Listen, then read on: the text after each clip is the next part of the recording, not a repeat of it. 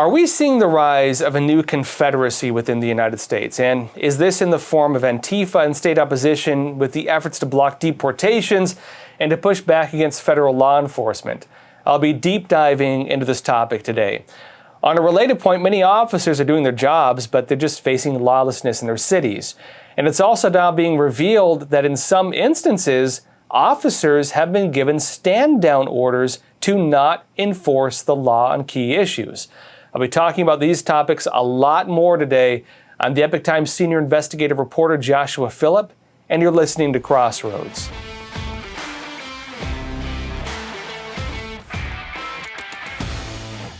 Welcome to Crossroads. A new movement of resistance is growing all across America.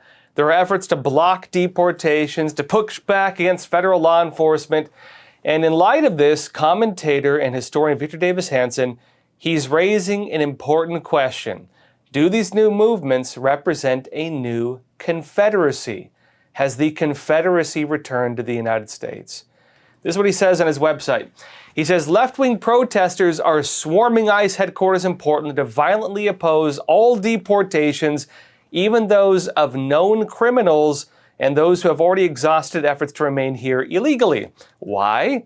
He says the Democratic Party, apparent, knows that the public wants both secure borders and deportations of illegal aliens. Indeed, in part, it lost an election by its open border advocacy, suggesting that actually border issues was one of the key voting points, right? A lot of Americans voted specifically on that point. But he adds this, but Democrat officials feel that if street thugs like Antifa can surround and besiege ICE facilities in Portland, Oregon, then the deportations will stop and a de facto amnesty will follow for millions who entered the U.S. illegally, which, by the way, would mean that Republicans would never win another election. And he says that would soon become Democratic constituents. All these would become probably Democratic voters because they're the ones standing up for him, right? He says, as a result, they do not fully enforce the law when thugs attack federal law enforcement. Antifa and its spin-off groups favor the night when they try to block all entries and exits of ICE vehicles and personnel and can commit their violence with greater anonymity, which has been happening, by the way. They'll block the entrances and exits of the ICE buildings so ICE actually can't get its vehicles out and let's do it over and over again. And because of the various light on crime laws, well, they can just do it night by night and nobody gets punished for it. They say this, the masked rioters assault anyone in their way. They count on exemption from punishment for committing violence against federal officers through the goodwill or indifference of kindred local and state officials who hate the Trump administration more than they respect the law. An Orwellian scenario follows, in which federal officers are attacked by Antifa, which in turn counts on the non-intervention of local police. He said, summed up, the city of Portland's armed officers are a de facto proxy war with the federal counterparts in our version of something out of the 1860s on the eve of a real civil war. Now, we might not be on the brink of a civil war, but he brings up an important point. Well, it is true, this is an old debate just in modern times with different focus, right? It's also not necessarily partisan, not just Republican, Democrat. When Biden was president, many U.S. states, Florida, Texas, they were also trying to push back against his policies. There was a resistance of the states against the overreach of the federal government. At that time, they were trying to secure their borders, right? Texas got sued by the federal government under Biden for trying to put up border barriers and to enforce border law. The Biden administration wanted open borders for the most part. At that time, there was even a narrative, in fact, from the Biden administration that merely the discussion of federal overreach was a type of extremism. If you believed that federal overreach was a problem, you were branded an extremist. Now, right now, it's not framed that heavily. You're not being investigated or labeled or whatever else if you just believed in state rights to an extent. But that's how it was. And interestingly now, things are different, right?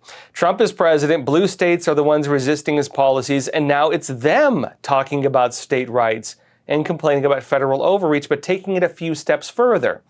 They're attacking federal officers. They're blocking the efforts of federal law enforcement. They're even resisting at the state level, letting people off the hook, giving stand-down orders to police, telling police do not enforce the law on these key issues. If you do, you will face criminal charges, even misdemeanor crimes. Now, the specifics are actually very different. The new movements we're seeing right now, they're not just states pushing back against federal policy. They're not fighting against like, hey, we don't want you gender changing our children or throwing the borders wide open. One of the sole historical roles of the federal government is actually to secure the U.S.-Mexico border. If you're not doing it, you're not playing your job, right? The current movement is also about civil unrest, the protection of violent criminals, broad programs that just frankly represent lawlessness, right? Under Biden, it was states mostly standing up against his, woke policies, against DEI and things of that sort. Under Trump, it's states trying to prevent deportations, states trying to protect groups like Antifa while allowing for their violence, allowing for riots, even allowing them to target ICE facilities, even federal agents, even threatening them. How is that legal? One side wanted the law to be enforced. The other side wanted the law to not be enforced. Even during the Biden administration, that was the actual division of state rights. Again, states wanted the laws on the border to be enforced. The federal government did not. And now that the tables are turned, these states, at least the Democrat states, do not want the law to be enforced. The federal government wants the law to be enforced. Victor Davis Hanson said this: America, for almost 200 years, has already decided, and going back to the Civil War, in formal law and court rulings that no local or state entity can disrupt the enforcement of federal laws or usurp Washington's power. To do so with impunity would unravel the American nation in short order. And of course, we see that now. Local district judges blocking the president, overriding the federal government. We see, of course, governors, mayors overriding the federal government. We see, again, even local police departments giving orders not allowing police to enforce the law or giving them stand-down orders to oppose the federal government, right? Victor Davis Hanson says, we know that from our own violent history, Civil War, Andrew Jackson in 1832, like Trump, threatened to send troops to stop South Carolina's nullification of federal tariff laws. Interestingly, because the same thing is happening now where Trump is trying to use tariffs, and South Carolina tried stopping that, and Andrew Jackson was threatening to send troops to stop them from doing it. It's America fought a civil war over Confederate states' efforts to ignore federal law and confiscate or occupy federal property within their state jurisdictions.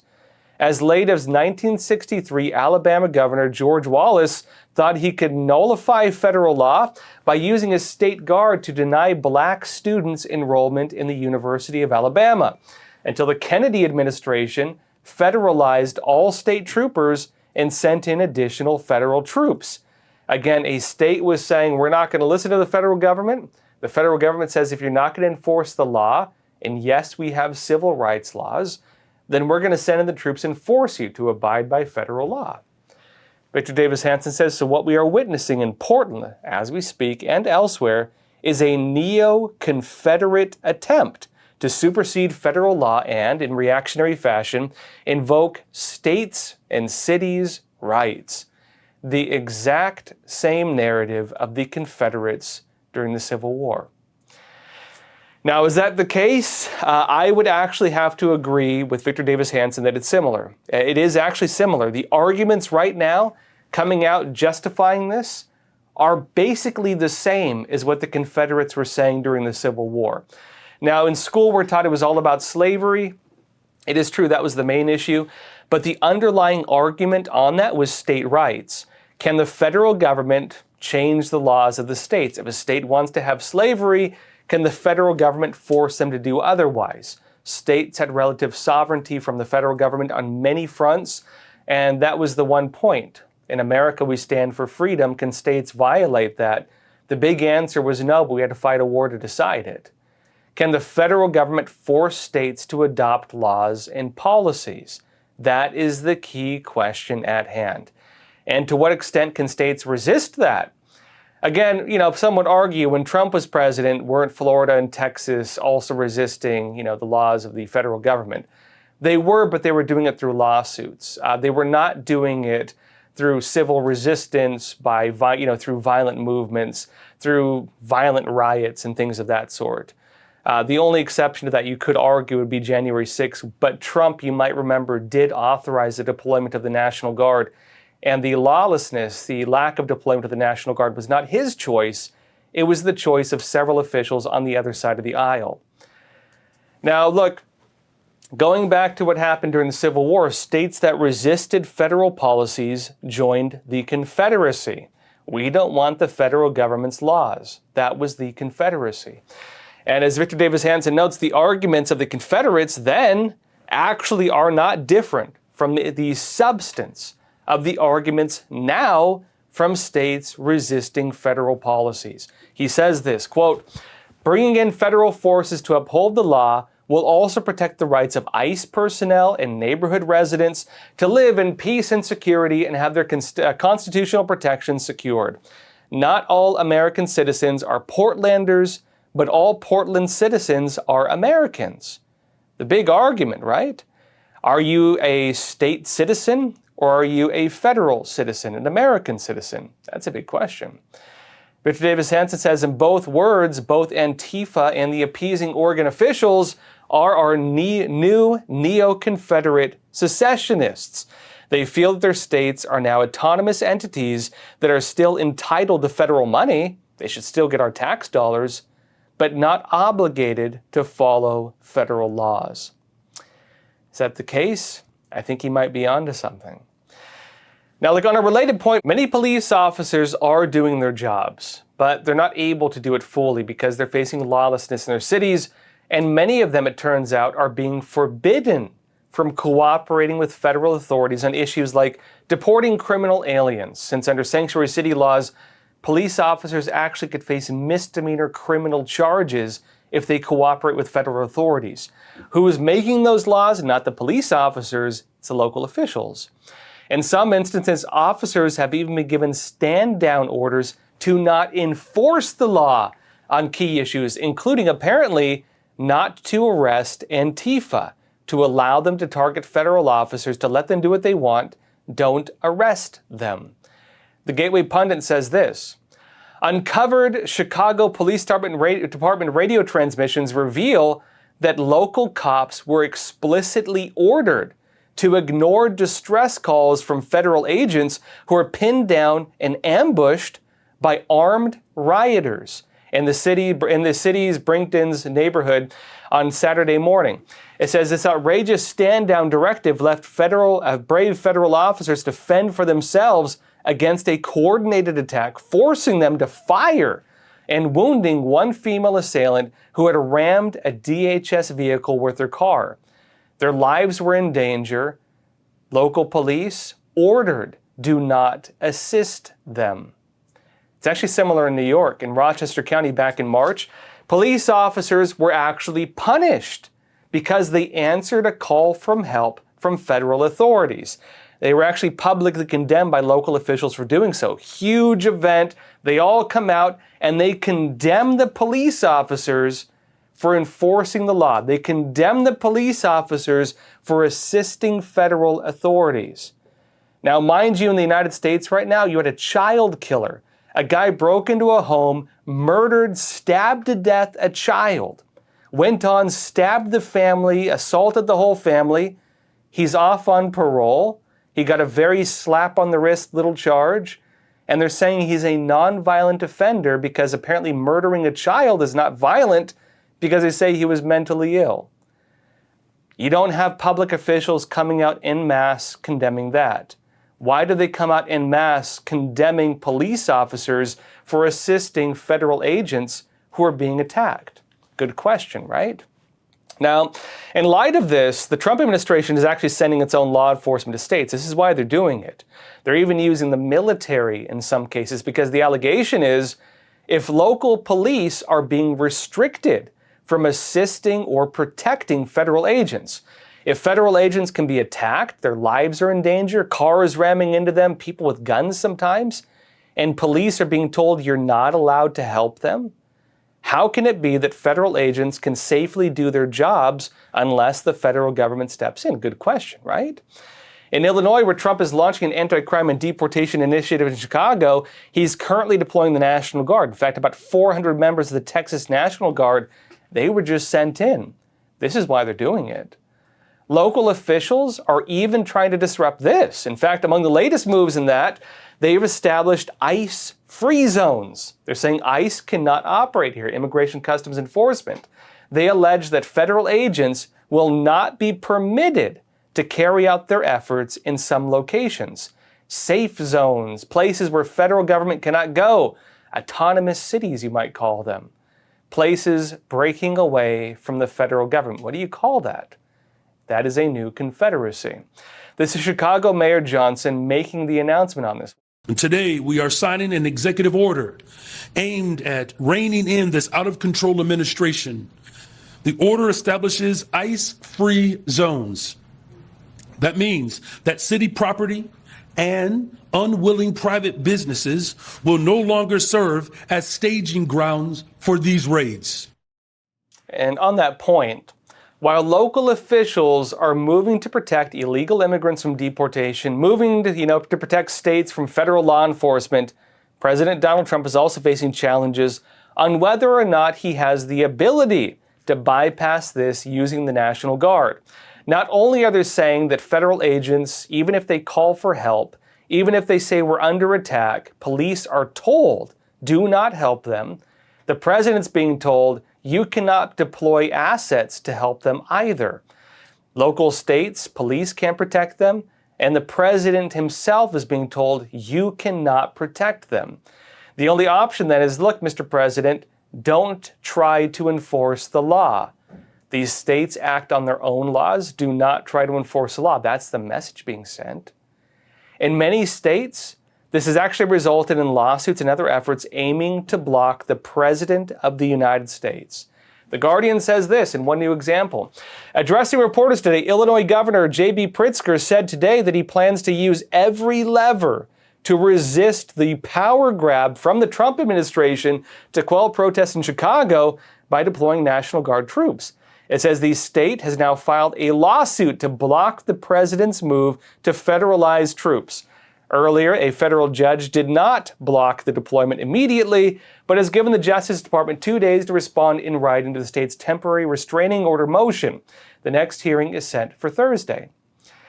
Now, in response to the lawsuit from Oregon, Attorney General Harmeet Dillon wrote on X, quote, "Yet another lawless attack on our very system of government. The president commands our military, not federal judges, out of control." And on that point also, among the National Guard troops set to deploy to Portland are some from California. And California Governor Gavin Newsom is moving to block this from happening. This is what Gavin Newsom says on his own website. Quote, Governor Gavin Newsom today issued the following statement in response to the Trump administration deploying 300 California National Guard personnel into Portland, Oregon, after a federal district court blocked the attempted federalization of Oregon's National Guard. And Gavin Newsom said directly, quote, in response to a federal court order that blocked his attempts to federalize the Oregon National Guard, President Trump is deploying 300 California National Guard personnel into Oregon. They're on their way there now. This is a breathtaking abuse of law and power. The Trump administration is unapologetically attacking the rule of law itself and putting into action their dangerous words, ignoring court orders and treating judges, even those appointed by the president himself, as political opponents. It is true, notably, that the recent block on Trump was actually from one of his own appointed judges. But Gavin Newsom adds, quote, this isn't about public safety, it's about power. The commander-in-chief is using the U.S. military as a political weapon against American citizens. I'd say not all of them are citizens. Actually, I'd say most of them are not. But he adds, quote, we will take this fight to court, but the public cannot stay silent in the face of such reckless and authoritarian conduct by the President of the United States. Again, states versus the federal government. And in Portland, there are actually some new issues on the ground as well. Some people are getting arrested in front of the ICE facilities and other locations. It's happening. People are being arrested. There are protests taking place, Antifa's out there, they're throwing fireworks at police, they're throwing rocks at police, they're blocking the entrances and exits with their vehicles. Again, ICE personnel cannot carry out their operations and arrests are happening. The only problem is it's not Antifa being arrested, it's actually journalists and mostly conservatives, well, all conservatives. The people being arrested are not Antifa or the people protesting. Instead, they're arresting conservatives trying to expose it. Andy No with the Post Millennial wrote this on X. He said, quote, in Oregon's emergency lawsuit to prevent the president from sending troops to protect federal property, a disturbing email from Portland Police Sergeant Andrew Braun was included. In it, Braun blames the victims of Antifa violence for their own assaults and attacks. How dare you be attacked by Antifa? Straight to jail you go. Obviously, Antifa is the arm that decides who is guilty and innocent, and if they attack you, the victim, apparently you're the criminal, not them. It says Braun claims that journalist Katie Daviscourt, citizen journalist Honey Badger Mom, and conservative activist Rain D. Amakar are somehow responsible for being attacked by protesters. He falsely labels, again, Andy No says, he falsely labels Daviscourt and Shelley Bofrock as counter-protesters and accuses them of trespassing on federal property. How is it that journalists being attacked by Antifa are the ones being, again, charged of trespassing when Antifa's out there every night and they're being given stand-down orders to not go after them? Andy No says, quote, in reality, these journalists stay near or on federal property because when they're on public streets in Portland, the Portland police will not bother to investigate if they are assaulted or robbed. And Andy No is correct on that. There were actually videos of journalists being assaulted and robbed, and it was the journalists, not Antifa, who were criminally charged on that also. Andy No says this, Sergeant Braun is essentially parroting Antifa talking points, which justify violence against those they deem unwelcome in public areas they lay claim to. Antifa regularly argues that anyone they label as an antagonizer, such as the press, is fair game for violent retaliation. And Andy No knows that personally because he was actually attacked, chased, beaten, even had a brain hemorrhage because he was attacked by Antifa in Portland. And he actually had to flee not just Portland, but the entire country because they've been threatening him this entire time ever since. But he says this, the leadership mindset or policy helps explain why Portland police have systematically failed to protect conservatives from being beaten or robbed by Antifa and the violent far left over the years. And again, Andy No would know this because as a journalist himself, he has been a victim of that. Now, on a related point, some of the arguments against Trump's efforts are that crime levels are not as bad as he says. They're saying, look, Mr. President, you're wrong. You don't need to send in the military. You don't need to send them in. We're fine. Look at the crime statistics. Crime is not as bad as you say it is. You're saying especially it's not bad enough to justify the federalization of this area, right? Now, that was particularly one of the main arguments against Donald Trump when he moved to federalize Washington, D.C. A lot of legacy news outlets argued crime in the city is going down. Trump, why would you do this? You don't need to federalize Washington, D.C. It turns out, though, that local officers are saying that crime went down because the higher-ups were altering the numbers. Crime didn't go down. They were just changing the numbers to make it look like crime went down.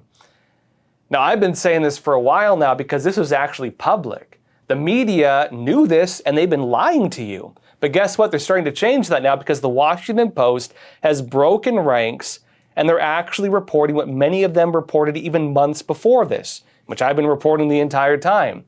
They say this, quote, some rank and file officers and detectives have complained for months because we've been reporting it for months, by the way, in some cases years, that managers were recording serious crimes as more minor ones to make their police districts appear safer or avoid the ire of top department brass. Some kept lists, documenting cases where they believed a higher-up improperly classified a crime as a lesser offense. One such tally obtained by the Washington Post lists more than 150 instances since March 2024, where staff in a Southeast DC police district believed offenses were at least initially inappropriately classified. At the heart of the Justice Department probe, and another by a House committee, again, the Trump administration is investigating, as are House Republicans, is whether there has been a widespread effort to intentionally downplay crime on city streets. Have they been not documenting crime? Have they been falsely labeling crime? Are child murderers not being labeled as violent criminals? Are child murderers being allowed back on the street? Yes, they are. Yes, they absolutely are. This is happening. Washington Post says this: criminologists say classifying crimes is a often subject and evolving process. Incidents can be redefined as investigators uncover more evidence, and disagreements don't necessarily point to corruption. If somebody's arrested and you don't charge them, is it still a crime? If somebody steals a car and you let them go, is it still a crime? Well, in Washington, D.C., there are people who are repeated car thieves who say, "Why are you arresting me, officer? You know I'm just going to be back out again tomorrow. You know every single time they call me in and I just don't show up and nothing happens. You don't call my crimes crimes." Is it still crime if you don't designate it a crime or if you don't enforce the law? That is the question for D.C. and actually other parts of the United States. Is Antifa violent if you never charge them with violence? Is assault on officers an assault on an officer, throwing rocks at them, attacking them, if you don't criminally charge them for it, as they are not doing? Well, that's a good question, right? Now, Washington Post says this: in D.C., officers and supervisors have clashed over details such as whether an offense was a robbery or a theft, or whether a weapon was used in an assault qualified as potentially deadly. Well, yes, it was a knife, officer, but was he using it in a deadly way? Good question. They add this: some of the police force say these arguments are part of a pattern of manipulation by supervisors to achieve a long-term appearance of violent crime reduction. And look, I'd say, I guess that's one way to lower crime. You just stop calling crime crime. Hey, crime went down because I stopped counting it. Way to do it, right? This was actually, again, already known. A lot of the media right now is being extremely dishonest and disingenuous. They already knew this. Most major news outlets actually reported on this even a few months ago. Stories with the same allegations, they were coming out before Trump federalized Washington. Most of the legacy media reported it. When Trump federalized Washington, they all wrote it off. They claimed otherwise because the federal program was starting, that these activist journalists, I don't know if you call them journalists, these activists were writing in their publications and claiming otherwise when they themselves had reported the opposite just months earlier. They knew they were lying to you. They knew they were lying because their own publications said it before it became political. Now, look, it's interesting to see the narratives are now switching back again. Maybe part of that is because the federal government is investigating and these liars don't want to be caught lying. The Washington Post in particular is noting that there were cases of local officials altering the stats on crime to make them lower. I'd say they knew this already, but it's good they're reporting it. That said, questions, comments, anything you want to talk about, leave it in the chat. Let's jump into a discussion. Let's see here. All right. First question, Tree of Liberty. You're saying, I have seen this group in action in Portland, Oregon, and they get away with almost anything. They need to be stopped, but I'm not sure what we as a state and community even do if law enforcement can't, and the state won't prosecute them. Well, it's a tough issue. I can actually tell you, because remember, I was covering January 6th. I was there that day as a journalist. I was there early morning when Trump was speaking at the Ellipse. The story a lot of people have been told is very different from what you've been presented with, or what actually happened. Remember, on January 6th, this is related, I'll explain how it relates. On January 6th, there were three things scheduled. Donald Trump was going to speak at the Ellipse, which he did. Then he was scheduled to speak in front of the Capitol building. They had a speaker permit there. They had, a stage set up. There was a scheduled speaking event at the Capitol building. When Trump ordered people to go there, he was telling them go to the next part of the event, which had licenses, which had permitted speakers, which was organized. The state, again, the city knew about it. It was approved. They had the permits for it. It was all there. The other thing was supposed to happen is that members of Congress, Republicans, were supposed to go over every drop of evidence of election fraud in front of the entire world. And when Trump was saying, watch the show, when Trump was making statements saying that, that's what he was referring to. Trump wanted the world to see all of the evidence of what he was claiming. That's what was supposed to happen on January 6th. What happened instead? Well, what happened instead was that while Trump was still speaking at the Ellipse, before he told people go to the Capitol, a large group of people were at the Capitol. They tore down the barriers. They tore down the no trespassing signs. They tore it all down so that people coming later did not see the no trespassing signs. So the people coming later did not have the bicycle rack set up. There were no climb fences. There were no riot police. There was no National Guard, even though Trump had asked for all of this. Why was that? Fair question to ask, right? But on the point of Portland, I can say one other thing, which is that I remember talking to people in the crowd that day, and the perception was this. Democrats, the left, at that time, remember, Americans were told to lock down in their houses, churches were shut down, places of worship closed. If a pastor opened their church, they could be criminally charged. Meanwhile, strip joints, marijuana dispensaries, they were allowed to stay open. Meanwhile, Antifa was allowed to protest on the street. We were told to socially distance. People were able to go out on the street, burn down buildings, light neighborhoods on fire, rob stores. Everybody was sitting locked down in their homes, forced to watch this. And people said, well, I guess we're allowed to act like that.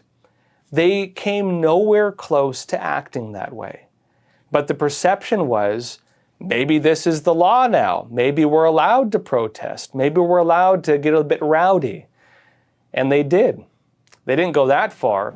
As opposed to the many lies you've been told, no police officers were killed on January 6th, not a single one. The only people who died that day were Ashley Babbitt, shot in the neck, unarmed, tiny women shot in the neck by a guy on the other side of the door, Officer Byrd. Later on, at other parts of that, 2 people died of heart complications. It's not clear whether explosive munitions thrown into the crowd had anything to do with that. Violations of use of force, those types of things, we don't know. The allegations that officers were killed, that happened afterwards. One officer died of complications afterwards. It's not clear the cause of that. Had nothing to do with protesters. And so you've been lied to over and over and over again. You have been lied to by the media. At least not this media, but a lot of the others, right? Now, on that point too, I can say that the perception was, look, the law is not being enforced. People are being allowed to protest. They're even burning down buildings. They burned down, right, BLM and them, they lit on fire the church across the street from the White House. And when Donald Trump was trying to go there, they blamed Donald Trump for using tear gas on the crowd. The media wasn't saying, hey, BLM lit a historical church on fire. They said, how dare the president, use tear gas on a peaceful crowd that was peacefully lighting a church on fire. If that was a mosque, what do you think the narrative would have been? If that was, let's say Trump supporters rioting, burning down a mosque across the street from the White House, what do you think the narrative would have been? The media tells you that Trump uses tear gas and they don't even tell you they lit a historical church on fire. What is wrong with the media these days, right? Anyways, another question. Martin McKenzie, you're saying, isn't Antifa already a terrorist organization? Doesn't that mean the feds can just wipe them out? It is true that Donald Trump has now designated Antifa a major terrorist organization. that does open the doors for a lot of things. So what does it mean when you get a terrorist designation? Well, let's go back to the old Bush administration, right? George Bush says, we're going to smoke them out. I'm a war president. And George Bush passes the Patriot Act, right? The Patriot Act overrides some constitutional rights because the argument is you can't wait for a terrorist attack to happen before you enforce the law. Normally, the law is enforced only after a crime is committed. But when you have terrorists plotting attacks to kill, tens of thousands of people, flying airplanes into buildings or otherwise, what do you do in that case, right? You can't wait for them to commit the crime. You got to do something before. So the anti-terrorism laws represented a type of pre-crime. They represented a type of necessity of surveillance. And what that resulted in was different programs, different technologies to monitor online communications, to criminalize certain types of radicalization, to allow for detention of people who had not yet committed a crime, but were at least suspected of desiring to commit a crime. And it also got into things like radicalization. Now, some people argue, well, Antifa is not an organization. They're lying to you. They have training, they have facilities, they have finances, they have programs, they have leaders, they're organized groups. This is just stupid media being dishonest to you. This is just journalists being dishonest. They're organized. They're organized in every single sense of the term. But there are also unofficial ones. But if you understand that in light of terrorism, you also have what are called lone wolf terrorists. Not every terrorist was a member of ISIS. Not every terrorist was an official, card-carrying member of some terrorist organization. A lot of them were what you call lone wolf terrorists, people who become self-radicalized. They go online, they read the materials, they read Osama bin Laden's manifesto, which was going viral on TikTok, by the way. And who controls the algorithm for TikTok? The Chinese Communist Party. How was it that Osama bin Laden's manifesto justifying violence against civilian populations was allowed to go viral on TikTok? Well, ask the Chinese Communist Party that, because they influence the algorithm. If you became radicalized through that, then you could be called a lone wolf terrorist, right? The Patriot Act allowed for surveillance and sometimes arrests.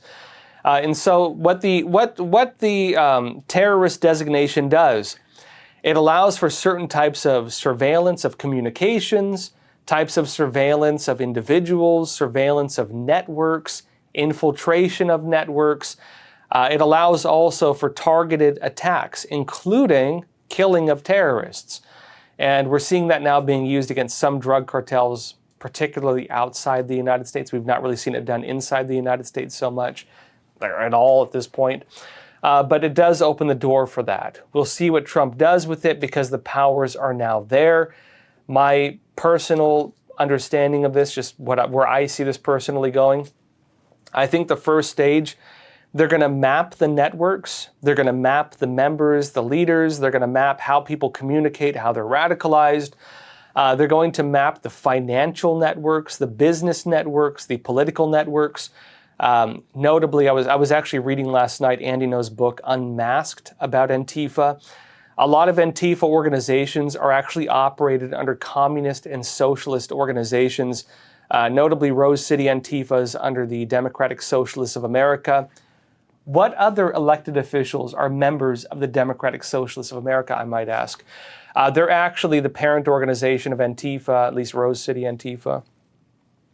And in fact, they even used to write on their placards the name of their organization. They stopped doing it. But I remember back in like 2020 and stuff, they used to write it. They stopped doing that, but they used to. Communist Party USA, different violent communist organizations, the Revolutionary Communist Party, they're part of these organizations. And, going after Antifa means you're going to have to go after the parent organizations. And what these parent groups do is every time there's a new issue, migration, black identity politics, Latinx politics, resist X movement, whatever, they just start new NGOs and they run they start protests and they have their professional protesters show up, and they start agitation programs. And of course, they have a lot of friendly cohorts in the media. Some people in the media even claim to be members of this. Those individuals cover it, favorable coverage, lie, cheat, everything else. Andy Ngo actually writes notably in his book Unmasked that New York Times has even made false reports on Antifa narratives while writing off the truth. They've actually done this, raising some questions over, are there media who are involved in this as well? Fair question to ask, right? So after the investigations happen, I believe then the crackdown is going to happen. We'll see if it ever comes to that, because frankly, we've been watching this for a decade and it has never happened. But maybe things are different now because Trump actually does have a terror designation. Ashley from California, you're saying the amount of people who think it's okay to engage in violence with law enforcement is insane. Is this a result of the propaganda in schools and on TV/online? Possibly. I mean, that's a good point. What is actually radicalizing people? What I've come to realize is that everybody tends to operate on a spectrum of good and evil. And I'm not saying everyone who disagrees with me is evil. I mean, everybody operates on some kind of concept of what is good. Everyone likes to believe they're the good guy, right? When it comes to, for example, myself and maybe a lot of you, I think we operate on more traditional forms of morality, whether it's a philosophy or a religion, right? I would imagine most of us operate on more of a grounded concept of morality. When people don't have that, they view morality based on personal morality. And personal morality is influenced by two things, either by external forces or by just, what is good for me. A lot of people operate like sociopaths, for example. A sociopath's system of morality is based purely on, is this good for me? Not, is this good for my country, which would be like patriotism, like a patriotic morality. Is this good for the future? Some cultures like Native Americans talk about the seventh generation. You should act in line with what is good for the children and your children's children, all the way down to 7 generations. Is it good for them? Is it good based on my religion? My religion teaches me that I should turn the other cheek. My religion teaches me I should be kind to others. I should be forgiving. Is this good in line with that? Right? There's different spectrums of morality. The problem we have these days, and I'd say this is a problem of socialism, socialism, which is just the political form of communism, right? Communism is technically the negation of all systems. But socialism is communism practiced within a system. When a government is practicing communism, the form it takes is socialism. Socialism teaches a type of social morality. Basically the idea of political correctness. Political correctness, going back to Mao Zedong, 1967, was a government-run moral system. What is good? What is evil? Basically, under Mao Zedong, the definition of this was that government action determines good and evil. If the communist regime says killing your neighbor is good, then that is what is good. If the communist regime says that planting flowers in your yard is evil, then that is evil, which are direct examples, by the way. At the time during the Cultural Revolution, if a woman wore makeup, if you put flowers in front of your yard, you could be considered a rightist, and you were deemed evil. They could even kill you for it. If a person had grime and dirt on them and filth under their fingernails, they said that was the look of a hardworking person, and that was good. You were supposed to be filthy. That was good. If the Communist Party says to go and kill the counter-revolutionaries, that was also good. Killing monks, killing abbots, killing priests, tearing down churches, desecrating temples, that was good because the government said so. The communist regime said so. So it was a government-run moral system. This is actually explained, and I'm relating this, so just hear me out. This is actually explained to me by a friend of mine, Chinese expat, fled to the United States, and he was actually saying this is why the CCP persecutes religion. Why does the Chinese Communist Party care if people believe in God? It's the stupidest thing to care about. Like, it makes you a better person. With most religions, it makes you a better person, right? I'd say believing in God will give you a higher sense of morality, a more grounded morality. Normally, not all people follow it. And so for a government to want to kill people for believing in God is kind of stupid, right? It's kind of stupid. Why would you want people to, not be kind to each other? Why would you want people to not be honest with each other? Why would you want people to believe that stealing is wrong and these types of things? Why? The reason for the Chinese Communist Party is that the CCP wants to dictate good and evil. And if a more deep, belief is overriding the definition of good and evil, they don't control it. And so religion is a direct threat to the Chinese Communist Party's power. They want to control not just society, but also human morality. And they want to decide, basically if they commit a crime, if they do something, they don't want the people saying, hey, what you're doing is wrong. The party is always right or wrong. This is why in China, if you have the 10 Commandments in your wall at a church, they say you cannot have the first commandment, that you shall place no other God before him, right? Because the Chinese Communist Party, in their view, is supposed to come before God. You're not allowed to have that one. When it comes to people right now, the reason people believe that it's okay to engage in violence against police, the reason they believe it's okay to murder white people, the reason they believe it's okay to commit crimes against people who have something you don't have, the haves and the have-nots, is because the media and the political system for 10 years or more now has been telling them that it's okay. They've been saying ACAB, right? Denigrating police officers. They've been saying defund the police. Antifa's been saying all police are fascists. They've been saying that police are evil. They've been saying that white people are responsible for every wrongdoing historically. They've been labeling these things, and they've been agitating, suggesting that violence is necessary to overthrow historical oppression.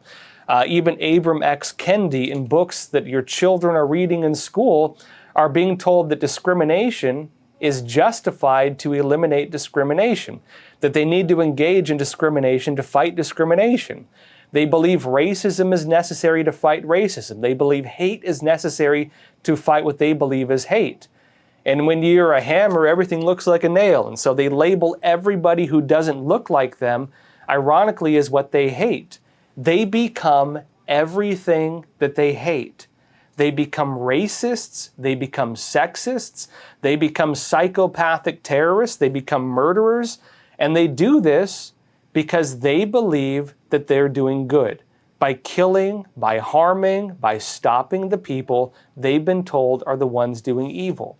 Not based on true history, not based on real information, but based on what they've been taught in schools under things like the New York Times dishonest, fake 1619 project, based on fake things they've been taught in schools under all these, DEI policies, based on revisions to civil rights laws, and based on political narratives pushed by, the big corporate media.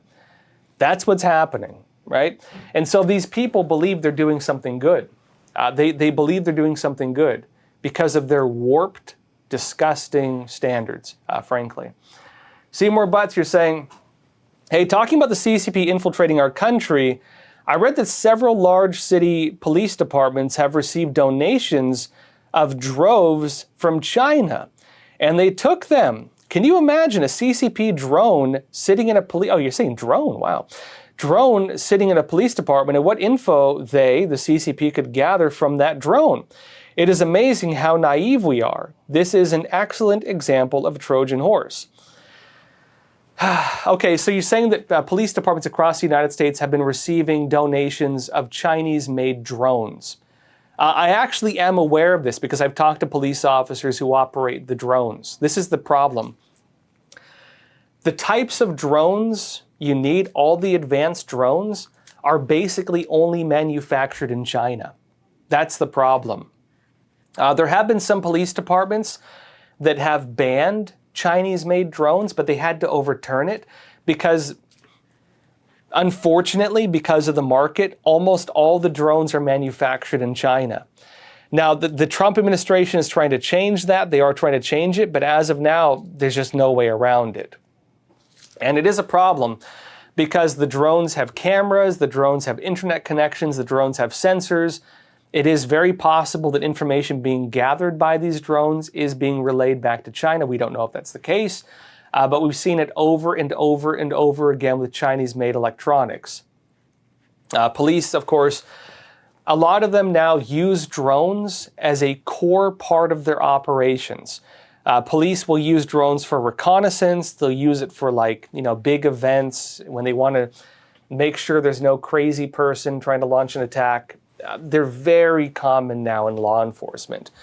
A lot of the drone operations are not super official, but it is police officers realizing, if there's a barricaded suspect, they can send a drone in first.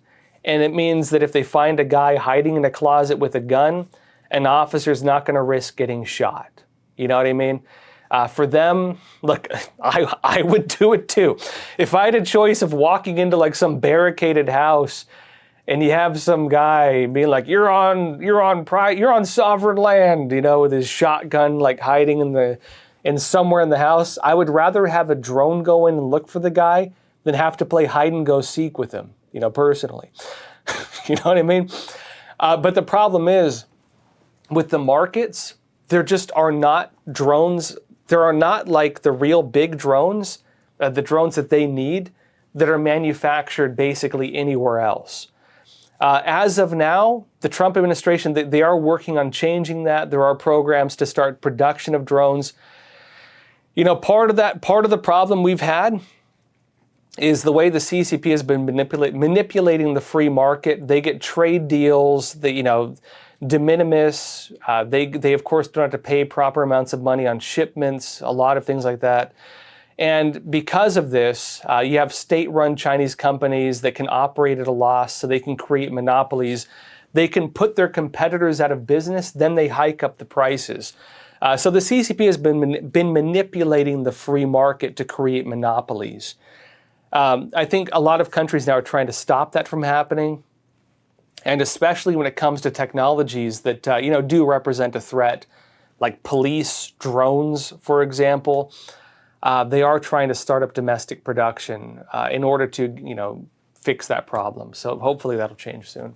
I know there are some efforts currently underway to change that, but we're not quite there yet. Moldy Guard, you're saying, anyone with a reasonable mind can look at the nation and see the problem areas as blue. Yeah, I mean, it's not entirely that way, but a lot of it is. And, a lot of this comes down to just lawlessness. A lot of it comes down to the fact that, let's put it this way. Because of DEI policing, because of defund the police, because of movements like, these DAs who've gotten elected saying they're going to enforce the law based on race, you have a lot of criminals who are not being criminally charged. You have a lot of people who, again, there's this horrible case right now. A guy murdered a child, broke into a home, stabbed a little kid to death, went on, attacked the family, and the guy's not even labeled as a violent offender because they say, oh, well, his race, they're not saying it directly, but we all know it's the case. His race, there's too many of them in prison, we can't do it to him. It's DEI politics, right? Diversity, equity, and inclusion. And I'm saying this because this is what the people funding these DAs were even saying. George Soros himself, when he wrote his op-ed in the Wall Street Journal, this is what he said. I'm not saying this based on rumor or anything else. He was saying there are too many black people in prison and he's saying it's racist, basically. And he's saying that there's a reason for this, and it's probably because the police are enforcing the law one way and not the other. They're basically saying the problem is socioeconomics, not because of actual crime. And people believe they could change this dynamic by changing the socioeconomics. Hey, give them more money. We need rehabilitation programs. We need social workers, not police. It's problematic because, look, I know people want to talk about race, but even in these communities, it's usually like a very, very, very small portion of people who commit most of the crimes. It's like 1%. Oftentimes what you have are kids who get into crime, when they're young teens, they never face proper repercussions for it. They continue committing crimes. They're in and out of the criminal justice system their entire teenage years. And then when they're adults, what do? They've been criminals their entire lives. They have mental problems by this time, right? They failed at their educations. They can't read. They're, by definition, mentally disabled a lot of times. And they have no way of making a living in society. They've basically gotten themselves into a state where there's nothing they can do to survive other than be criminals. And what do you do with people like that? This is how you get people who are like 14 times repeat offenders. And I know people want to play race politics. Like, a lot of these people, their main victims are people of their own race. Like, their own communities are being terrorized by them. Like, they terrorize their own communities. And, this is why there have been a lot of reports of police going to Washington, D.C., and people are cheering them on. Like, thank you, finally. People are afraid to send their kids out. They're afraid to let their kids out of the house because they're worried their kids are going to get shot. And the guy who shoots their kids is going to go to jail with a slap on the wrist, and before the ink dries in the paper, he's walking free again. You know what I mean? Like, is it fair to let communities be victimized like this? And the problem is, too, one of the reasons people don't commit crimes is because of the threat of punishment. If you remove the threat of consequence, what's going to stop you from committing crime? The only thing that would stop you is a moral foundation. But if people are turning against, traditional morality, or if they're being, propagandized in schools to believe that it's right and okay to steal if somebody has something you want, if you're being propagandized in school to believe that crime against opposite races is okay because of historical wrongdoing, then what is your moral foundation? It's going to be on that, and people are acting on it. And so it is deeply unfortunate. It's also deeply unfortunate. You can barely even have these arguments these days. You can barely even have a discussion on this without offending somebody these days. It's disgusting. It's crazy. We need to address this as a country. We do need to address this as a country because it again is causing a lot of the problems, a lot of the crime. And, it's fair to say maybe we need more social workers, maybe we need, rehabilitation. Well, we've been trying that for the past 10 years. Has it worked? No, very much the opposite. It has not worked. Absolutely has not worked. On the point of the social workers, I know in California, okay, so they're saying that, with certain types of crime, we want to send in social workers. People who are mentally ill, right?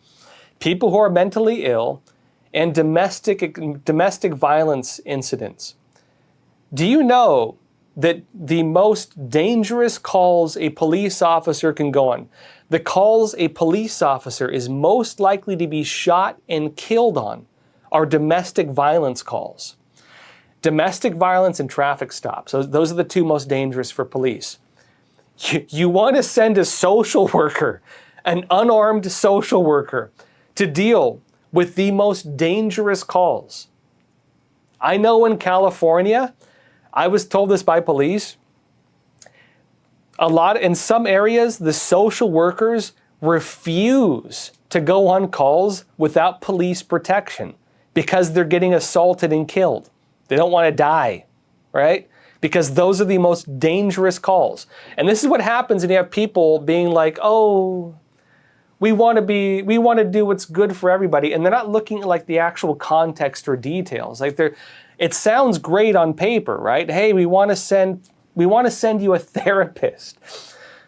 Hey, repeat criminal who's, stabbed people and attacked people for 14 years. Let's talk about your feelings. How do you think that's going to go, okay? I can tell you right now, it does not go well. And a lot of these people are afraid for their lives when they try to do this work. It's not nice to anybody. It's not nice to anybody to do that. James Lawson, you're saying, hi, Josh. Long-time listener, first-time caller. Thank you. You're saying, I wanted to offer an alternative to civil war, which I hope doesn't happen, by the way. You're saying an American revolutionary renaissance seems like a better seed to plant in American minds. Okay, so I was actually having a conversation with my daughter the other day. We were talking about Donald Trump and about America and about civil unrest. And I was actually I tried talking about it with some during prime time recently, we sometimes talk between segments and we were chatting about the state of America.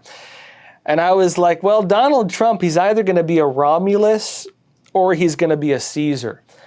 And they're like, who's Romulus? I was like, come on, guys, you don't know what Romulus is? I talked about this with my daughter and she knew exactly what I was talking about, okay? This is how I see it. So what happened, and look, I like any decent American man, I was thinking about Rome the other day, right? And I was thinking about the 2 times that Rome basically had what we're seeing now, which was kind of a figure like Trump. Okay, I'm just going to put it this way: a figure like Trump. What does Trump represent? Trump represents basically a very brash, a very kind of aggressive form of establishing a new system, which is why people don't like him. Right? Well, I should rephrase it, which is why some people like him and some people really, really, really don't like him. He's very brash. He's very aggressive. He's very non-lenient with his enemies. He's that type. Julius Caesar, during the Roman Civil War, was very much that type. The people loved him. The Roman Senate despised him. That's why they killed him, actually. It's why they had a full-blown civil war. The military loved him. All the tribes hated him. They hated him, right?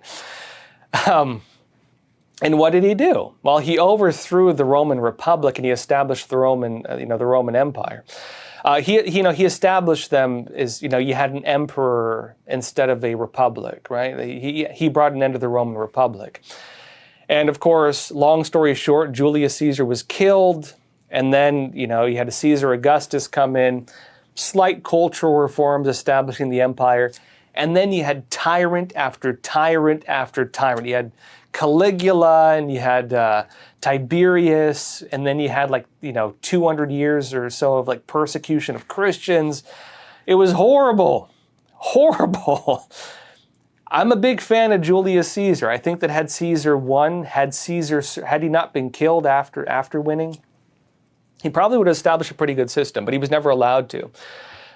So that's one way America could go, right? Trump basically changes the system, and then you have tyrants come in after him, right? The real question, my point is this: you can establish a new system. You can get rid of corruption. You can eliminate the problems. The big question is who comes after. So when I said that Trump will either be a Caesar or a Romulus, what I meant was this. Romulus, the first king of Rome, right? Who came after Romulus? Numa. Numa, and he... This is me being cheesy, I guess. Numa is my favorite historical king. I love Numa. I think Numa is one of the greatest kings in history. One day when I'm an old man, I plan to write many books. It'll happen one day. And I actually want to write a book about the wisdom of sage kings because I'm a big fan of reading about sage kings. I love King Numa. King Rolf Krake, I think, was a sage king, a very good king. Great book, by the Saga of Rolf Krake. I think there are a lot of great, Chinese sage kings. I think there are a lot of great sage kings in other countries, and I'd love to write a book on that one day. But Numa, what did Numa represent? Let me explain that. I talked about Caesar and the way we could go with that. We could go into just 200 years of tyranny, right? We risk that. Or we could go into what happened with Romulus and Numa. So what happened in the early Roman Empire? Romulus comes in, establishes Rome. They do some bad things, okay? They might have abducted all their wives from a neighboring tribe and made them their wives. You know what I mean? It didn't work out so well. And then they had to deal with the fact, hey, rival tribe of the family of the girl I might have kidnapped to make my wife, we should find a way to build an empire together. And of course, that created a bit of a conflict because the Romans wanted to keep Rome as Romans, right? Not of the, the Scythians, I believe it was. And so, they had a big argument. Romulus was a conqueror. Romulus was a warrior. Romulus was a fighter. He was the guy who violently, brutally, aggressively established the empire. Agree with me or not, but I see Trump as kind of that type, a very brash, aggressive guy establishing kind of a new system. He represents that, a cleaning out of the problems he believes existed and the establishing of a new system. You need a guy who's kind of brutal to do that. Romulus dies. The kingdom says, well, geez, what do we do now? They try to negotiate with the Scythians. How do we keep we have this new country, how do we keep it, right? The Romans obviously want a Roman, the Scythians obviously want a Scythian, and they can't agree on it. Finally, they come to an agreement. The Romans say, okay, I'll tell you what, we will select one of your people, but we get to choose. And that was the agreement. And they said, Numa. And when they said Numa, everybody said, great, amazing, wonderful. If you can get Numa, like everybody could agree on Numa. Everyone could agree on Numa. Numa was a wandering sage.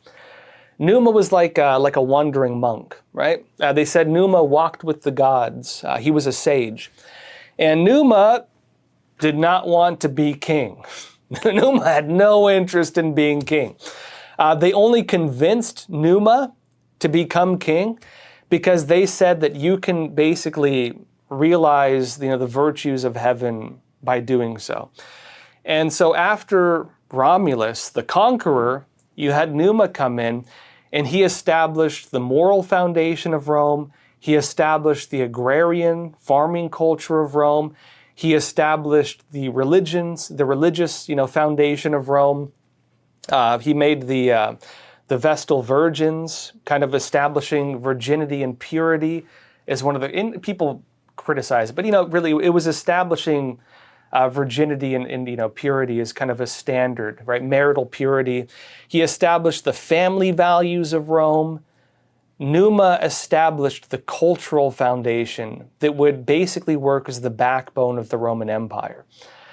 And so the way I see us being able to avoid, so when I said Trump is going to be a Romulus or a Caesar, that's what I was referring to, meaning we'll have to see what comes after him. The leader who comes after will be the one who decides the kind of country we have afterwards. And so in James Lawson, you say this, that, as opposed to a civil war, we need a revolutionary renaissance. What's going to be important is what is the king or the president we elect afterwards.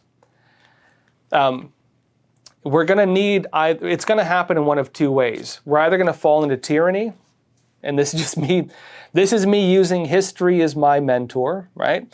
We're either going to fall into tyranny, we're going to have a Caesar Augustus, maybe establishing the stability of the system, and then going into a Tiberius and a Caligula, right? It's going to be that.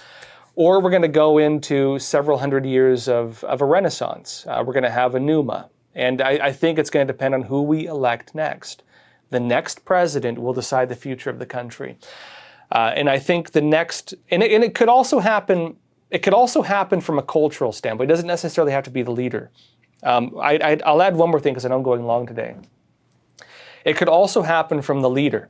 Because in American history, we also saw this happen, where, in the 1800s, you had, the rise of human reason. You had the Enlightenment of Europe, which was, an atheistic movement. You had people basically abandoning religion, saying the progress of man negates the need for God. We have moved beyond him and so on. And that was Europe, right? That led to communism, socialism, and tyranny. That led to genocide, that led to every horrible thing the world suffered. Under Nazism, which is National Socialism, under fascism, Mussolini was one of the top socialists in all of Europe. under Lenin, under Mao Zedong, and everything else. It established just the most brutal, disgusting tyrants the world has ever witnessed. That was what, atheism under the Age of Enlightenment brought about, or the Age of Reason, you could call it.